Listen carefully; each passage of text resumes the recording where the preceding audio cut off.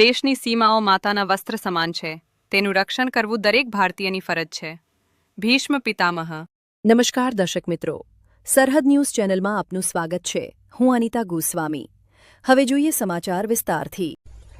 વાવ થરાદ જિલ્લાના થરાદ સેશન કોર્ટે વાવના દુષ્કર્મ કેસમાં મોટો ચુકાદો આપ્યો છે. મુખ્ય આરોપીને 20 વર્ષની સખત કેદ અને 1 લાખ રૂપિયાનો દંડ ફટકારવામાં આવ્યો છે.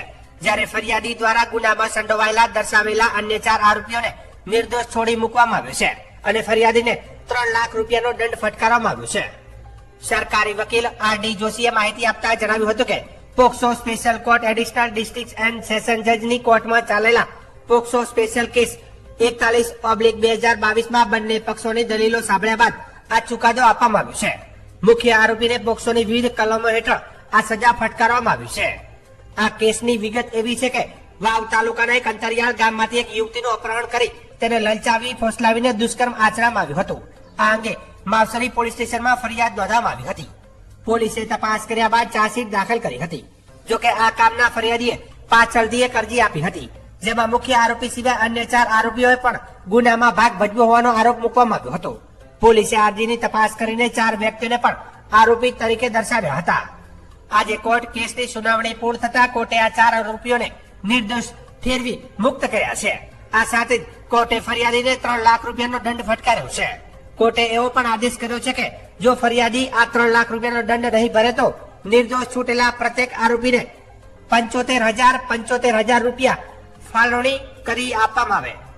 આ કેસની ટૂંકમાં હકીકત એવી છે કે એક વાવ તાલુકાના અંતરિયાળ ગામની અંદર ભોગ બનનારને આરોપી લલચાવી ફોસલાવી જાહેર કર્મો કરવાના ઈરાદે એને ભગાડી ગયેલો હતો અને તે અંગેની ફરિયાદ માવસરી પોલીસ સ્ટેશનમાં થયેલી. ફરિયાદના અંતે એની તપાસ કરવામાં આવી અને તપાસ થયા બાદ એનું ચાર્જશીટ પોક્સો સ્પેશિયલ કોર્ટ એ ડિસ્ટ્રિક્ટ સેશન જજ સાહેબની કોર્ટમાં મૂકવામાં આવેલો હતો. જે અંગેનો પોક્સો સ્પેશિયલ કેસ 41/2022 આજરોજ ચાલી ગયા બાદ બંને પક્ષોની દલીલોને સાંભળ્યા બાદ નામદાર કોર્ટે આરોપીને પોક્સોની વિવિધ સેક્શનોમાં 20 વર્ષની સખત કેદની સજા અને 1 લાખ રૂપિયાનો દંડ ફરમાવેલ છે. વધુ આ કેસમાં એક વિગત એવી છે કે આ કામનો જે ફરિયાદી છે એ ફરિયાદીએ પાછળથી એક આ મેઇન આરોપી સિવાય બીજા 4 આરોપીઓને પણ ભાગ ભજવો છે એવી અરજી પાછળથી આપવામાં આવેલી હતી અને પોલીસે અને એ અરજીની તપાસ કરીને એ 4 આરોપીઓને પણ આરોપી તરીકે દર્શાવેલા હતા. પરંતુ આજ રોજ એ કેસ ચાલી જતા આ નામદાર કોર્ટે 4 આરોપીઓને નિર્દોષ ઠરાવીને છોડી મૂકેલા છે અને ફરિયાદીને 3 લાખનો દંડ ફરમાવેલો છે અને એ 3 લાખના દંડની જો ભરે તો દરેક જે નિર્દોષ છૂટેલા આરોપીઓને પ્રત્યેકને 75,000 રૂપિયા ફાળવી આપવા માટેનો હુકમ કરેલો છે.